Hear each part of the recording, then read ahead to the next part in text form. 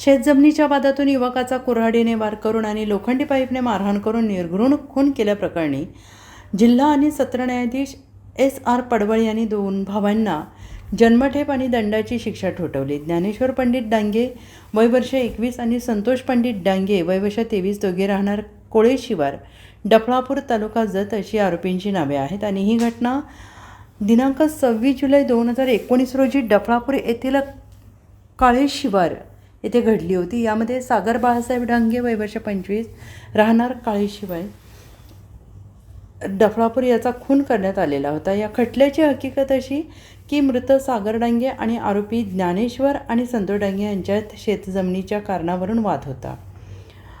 दिनांक 26 जुलै 2019 रोजी सकाळी 10 वाजता सागर त्यांच्या हिश्श्याच्या रानात दोन्ही आरोपींनी ट्रॅक्टरने फणकुळव करण्याचा प्रयत्न केला होता आणि यावेळी त्यांच्यात वाद झाला होता।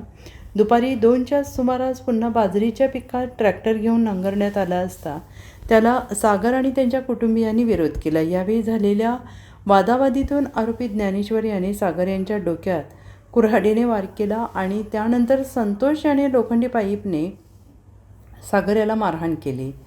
गंभीर जखमी होऊन रक्तस्राव झाल्याने सागर याचा मृत्यू झाला आणि या प्रकरणी जत पोलीस ठाण्यात खुनाची नोंद करण्यात आलेली आहे आणि सदर खटला सुनावणीस आला असता सरकार पक्षातर्फे 12 साक्षीदार तपासण्यात आले। त्यामध्ये मृत सागर याचा भाऊ, आई आणि त्याची पत्नी यांचा साक्षी महत्त्वपूर्ण ठरल्या। या प्रकरणात तपास तत्कालीन पोलीस उपनिरीक्षक R.S. गुंडरे यांनी केला होता। न्यायालयात आलेल्या साक्षी आणि पुरावे ग्राह्य धरून न्यायमूर्तींनी दोन्ही आरोपींना दोषी ठरवले आणि त्यांना जन्मठेप आणि प्रत्येकी 5,000 रुपये दंड आणि दंड न भरल्यास प्रत्येकी 1 वर्ष कारावासाची शिक्षा ठोठावली। सरकार पक्षातर्फे अतिरिक्त जिल्हा सरकारी वकील शैलेंद्र हिंगमिरे यांनी काम पाहिले। Bureau report SBN Marathi Sangli.